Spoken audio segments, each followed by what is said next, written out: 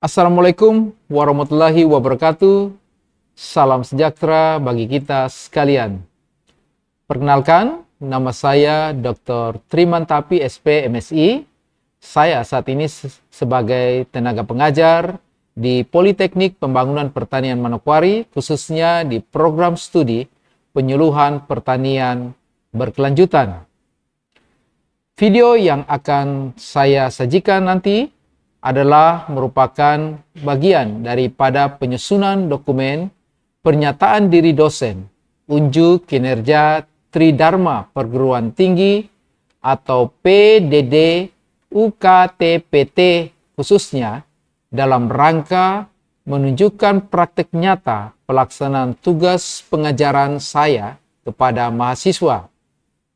Video ini akan menyajikan pengajaran untuk mata kuliah Sosiologi Pedesaan yang merupakan mata kuliah wajib bagi mahasiswa semester 2 program studi penyuluhan pertanian berkelanjutan.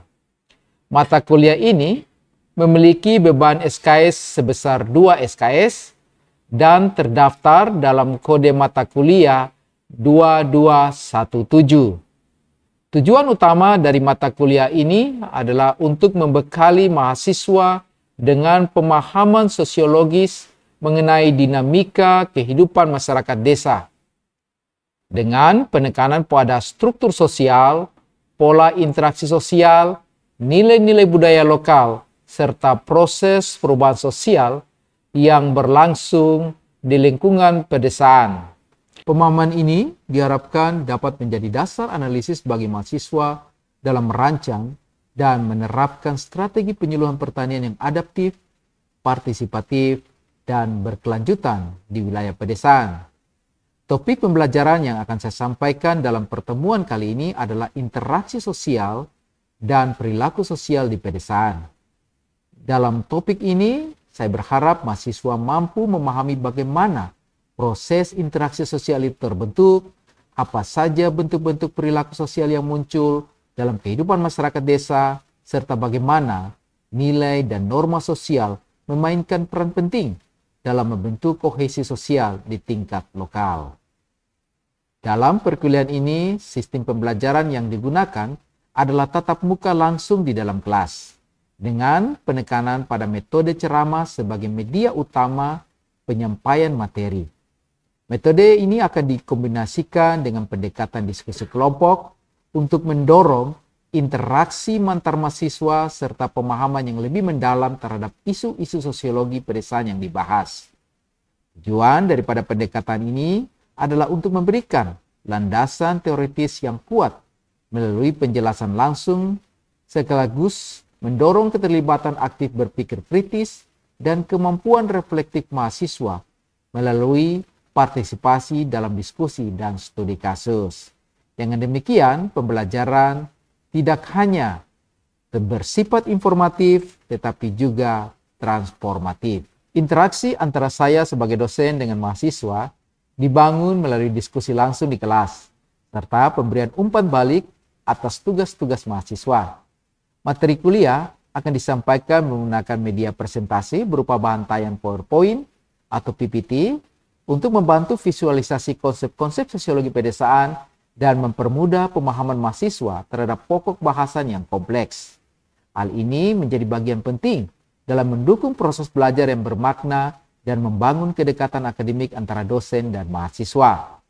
Sistem penilaian dalam mata kuliah ini mengacu pada rencana pembelajaran semester atau RPS yang telah ditetapkan dengan komponen penilaian mencakup keaktifan dalam diskusi kelas, tugas terstruktur, persentase kelompok atau individu, ujian tengah semester, dan ujian akhir semester.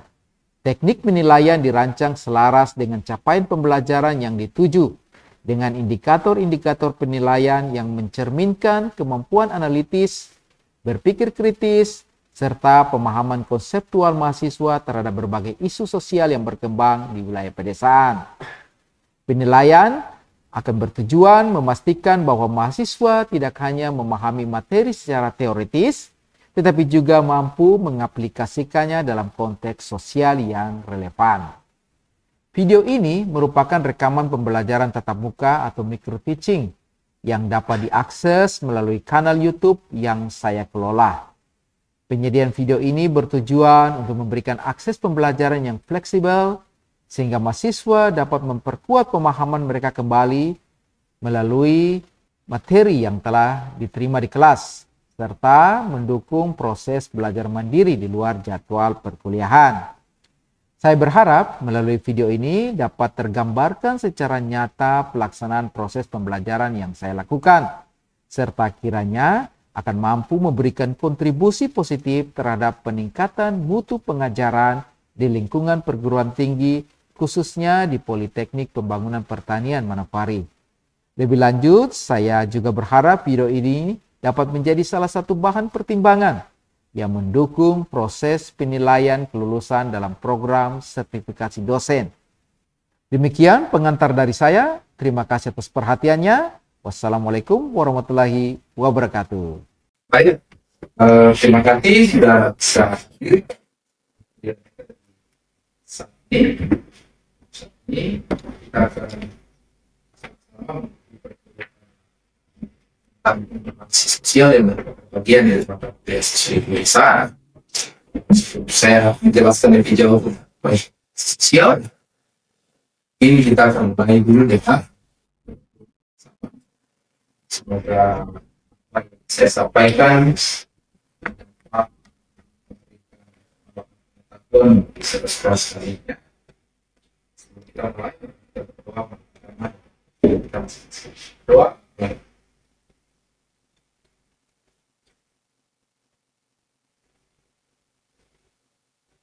Saya, amin. Baik, selamat sore. Sore.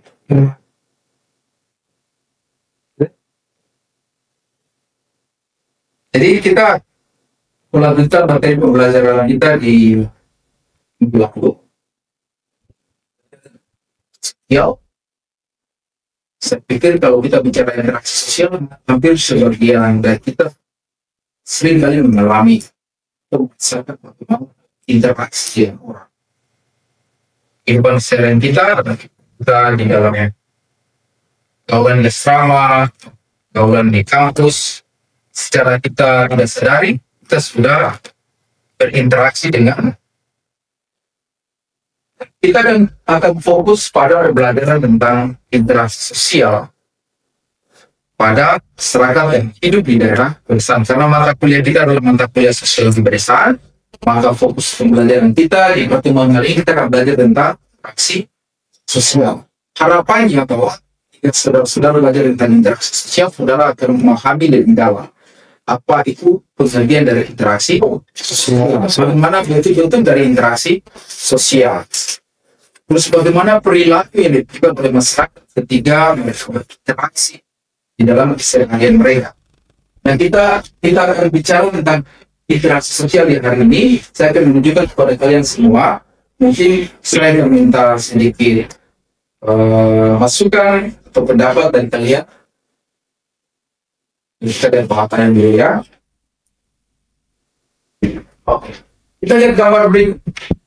Menurut kalian manakah gambar berikut ini, ketiga gambar ini yang merupakan interaksi sosial?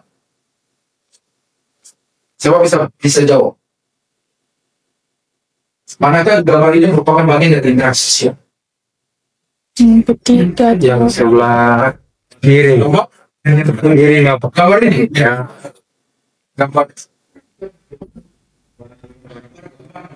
Bang. Ya, gambar dari sosial. nah, Yang tidak ada komunikasi. Tidak ada saling berkomunikasi. Ya, dia tuh saling apa bertukar informasi antara mereka. Tidak ada. Kalau ini tidak juga, Bu. ini bukan bagian interaksi sosial. Tidak. Kenapa ini bukan bagian dari interaksi sosial? Tidak ada pemahaman yang sama. Tidak ada Pemahaman yang sama. pemahaman yang sama. Ya. Oke, kita lihat apa sih pengertian dari interaksi sosial? Oke, kalau kita bicara secara teori, interaksi sosial itu adalah hubungan dan pengaruh timbal. Interaksi antara guru dan Interaksi antara guru dan murid. Ada pesan yang disampaikan dan direspon balik oleh murid. Oke. Kalau ini Tidak termasuk. Termasuk sosial juga. Kan berujung pada isunya Pertikaian. konflik toh. Oke, kita lihat selanjutnya. Pengertian dari interaksi sosial dalam konteks ilmu sosiologi. Interaksi sosial hubungan timbal balik antara Individu dengan individu dengan individu satu dengan individu yang satu, individu satu dengan kelompok, kemudian kelompok dengan kelompok, kelompok dengan individu. Ada timbal balik. Nah, apa sebenarnya terjadi interaksi sosial? Harus ada kontak sosial. Apa itu kontak sosial? Yang kamu paham tentang kontak sosial itu?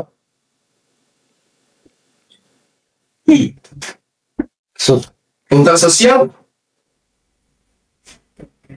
komunikasi masyarakat. saling, memiliki pemahaman yang sama. saling. Oh, kita lihat ini. Mana kan kontak sosial? Jadi ada hubungan kontak sosial itu terjadi ketika ada saling bertukar Informasi. informasi. Oke. Antara satu individu dengan individu yang lain. Salah satu saya terjadinya interaksi sosial dalam harus ada kontak Sosial. kontak sosial itu bisa secara langsung maupun secara tidak langsung. Dalam kehidupan, kalau kita bicara konteks masyarakat yang hidup di pedesaan, kontak sosial itu bisa terjadi seperti apa? Contohnya seperti apa? Kalau hidup di desa, kontak sosial seperti apa? Masyarakat dengan masyarakat. Hidup bertetangga. Tetangga satu datang, ini tetangga yang lain. Ya, Silaturahmi. bergosip kita. Tidak. Oke. Selain kontak sosial, harus ada kontak sosial itu percaya dan kamu begini. Jadi saling secara apa realitas kita saling berhadapan. Iya, kita saling melakukan hubungan kontak. Nah, secara terjadi interaksi sosial harus ada komunikasi. Kalau dia hanya sampai kontak sosial, dia bisa dikatakan belum ada interaksi sosial. Itu seperti apa ya? Kontak sosial yang tidak bisa disebutkan bagian dari apa, bukan bagian dari interaksi sosial. Di keadaan yang ramai itu Bapak. Kontak sosial pada saat tidak Ramai. dan rap yang Jadi contohnya orang kayak banyak orang tapi hanya berlalu lalang tuh tidak ada ada. orang tidak saling mengenal, toh? tidak saling berinteraksi, ya, tidak saling berkomunikasi, sibuk dengan kan seperti tadi apa dengan gadget, sibuk dengan diri sendiri. Nah, secara kedua harus ada Komunikasi. kita sih Pak berbicara, ya berkomunikasi dong.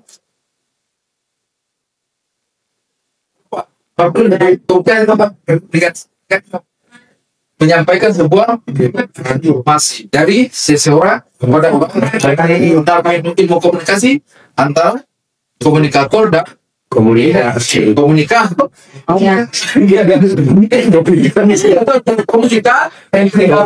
Komunikasi. Orang yang menyampaikan pesan, orang yang menerima.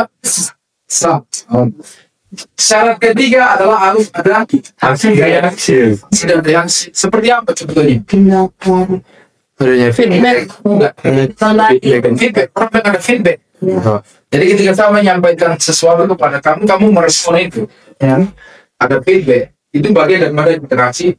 Jadi syarat terjadi interaksi sosial dalam ilmu sosiologi itu ada 3: kontak sosial, komunikasi, dan Aksi reaksi. kita lihat ciri-ciri interaksi sosial. Pertama, pelakunya harus lebih dari seorang. Kalau pelakunya sendiri, sibuk dengan diri sendiri, apakah interaksi sosial? Tidak. Komunikasi. Kau pada sibuk dengan HP, tapi kita kumpul seperti ini, tapi masing-masing orang sibuk dengan HP-nya masing-masing, itu bukan bagian dari Interaksi. interaksi Iya.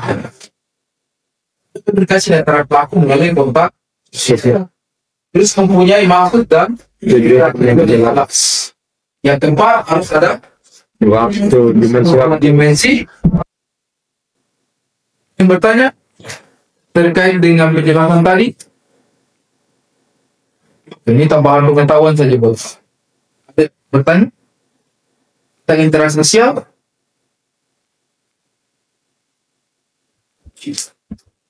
Oke, kita langsung pas.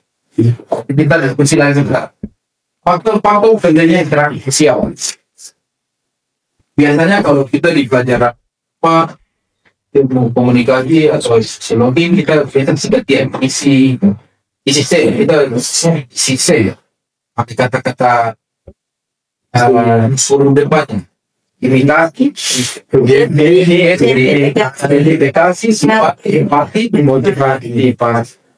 Nah kita yang pertama imitasi itu apa? Meniru, ya meniru. Seperti apa? Mengikuti tren. Pengaruh dari media sosial sehingga dicontoh.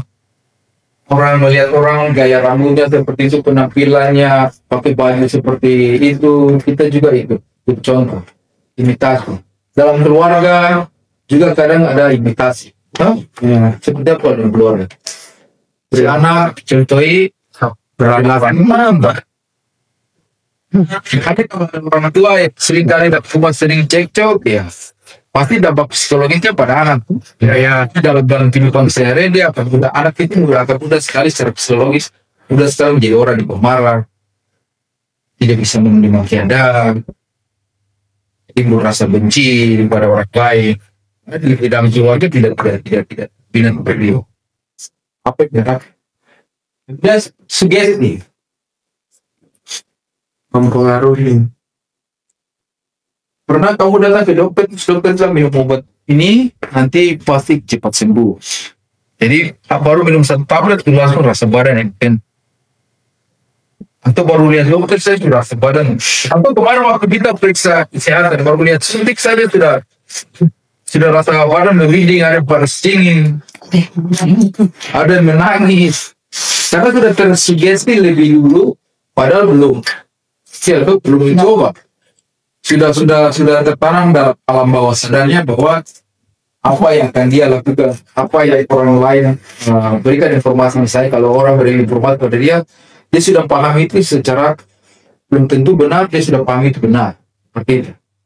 Sudah tersuggest itu. Oke. Identifikasi seperti apa? Mencari jati diri. Ya, problem mencari jati diri ya. Oke. Identifikasi dalam kehidupan sehari-hari pasti kita seringkali mengalami itu. Seringkali kita mencoba untuk mengidentifikasi ketika kita berada di sebuah lingkungan. Saya misalnya hadir di sini, saya mengidentifikasi diri saya sebagai seorang dosen. Kamu mengidentifikasi kamu sebagai siswa. Misalnya kalau ketika kita di luar lingkungan kampus, mungkin saya akan mengidentifikasi diri saya sebagai masyarakat biasa, tuh. Ya. Yang sama mungkin sama statusnya dengan kalian, sama-sama punya status sebagai masyarakat biasa. Dalam keluarga, ayah mengidentifikasi diri sebagai seorang kepala rumah tangga yang mempunyai tanggung jawab mencari nafkah. Ibu mengidentifikasi diri sebagai seorang perempuan yang menyelesaikan sesuatu yang dibutuhkan oleh anak-anak mengidentifikasi diri seperti apa? Seorang anak yang patuh pada orang tua. Identifikasi lebih kepada bagaimana saya menempatkan posisi saya, diri saya, keberadaan saya pada lingkungan di mana saya berada. Sifat apa dia? Perasaan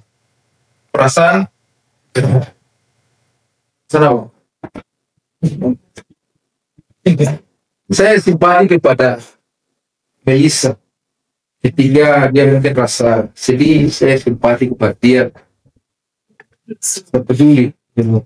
Menempatkan apa perasaan saya berusaha untuk memahami Melissa rasakan, saya juga bisa rasakan.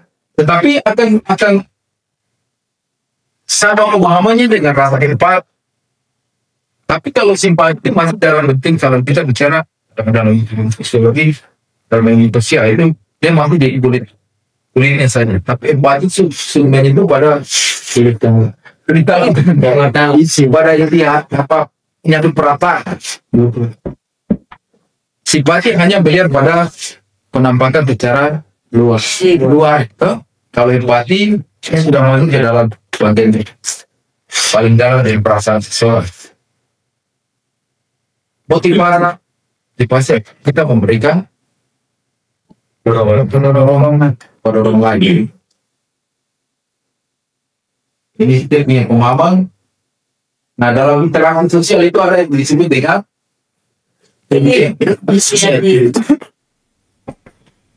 Oke, kita lihat interaksi itu ada dua. Ada yang bersifat asosiatif, ada yang bersifat disosiatif. Asosiatif artinya sama.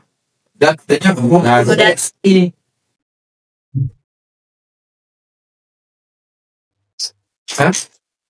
Rumah bantuan. Kemudian sih seperti yang kita memfasilitasi. Ya, mari kita lihat mana pengertian akomodasi. Dan akomodasi seperti kita memfasilitasi seseorang agar dia bisa memahami apa yang menjadi interaksi kita dengan dia. Seperti apa ya dalam kehidupan sehari-hari kita, misalnya ada teman yang mungkin ya berinteraksi dengan kita, dia merasa ada sesuatu yang dia ingin sampaikan kepada kita, kita memberikan waktu, ruang kita untuk mencoba memahami apa yang dia rasa yang ingin dia sampaikan. Jadi seperti ini. Kemudian adalah sosialisasi itu juga bersifat dengan itu ya saing tentara. Misalnya sih ada pertanyaan.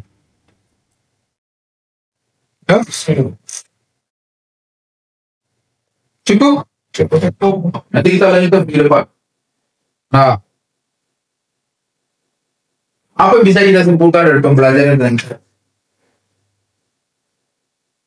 apa bisa kamu simpulkan dari pembelajaran dan sosial di mana? Bahwa interaksi sosial adalah hubungan yang timbal balik antara individu dengan individu dengan kelompok dengan proses interaksi sosial kita harus memperhatikan syarat terjadinya interaksi sosial. Pertama harus ada kontak sosial. Yang kedua harus ada yang ketiga harus ada aksi. Nah, dalam proses interaksi sosial kita mengenal dua bentuk interaksi sosial ini. Ada yang bersifat asosiatif, ada yang bersifat asosiatif. Kalau asosiatif itu lebih bersifat mengarah kepada hal-hal yang positif. Disosiatif negatif. Sampai sini ada pertanyaan? Kalau tidak ada pertanyaan, kita akhiri. Saya berharap saudara bisa memahami apa yang saya sampaikan. Nanti kalau ada hal-hal yang ingin ditanyakan, kita diskusikan lagi nanti di pertemuan pembelajaran berikutnya. Oke, sebelum kita mengakhiri aktivitas perkuliahan kita di sore hari ini, kita akan menutup itu dengan kita berdoa. Semoga Tuhan Yang Maha Kuasa senantiasa memberikan pemahaman yang lebih dalam bagi kita. Bisa mengajak kita semua berdoa bersama dan kita berdoa malam.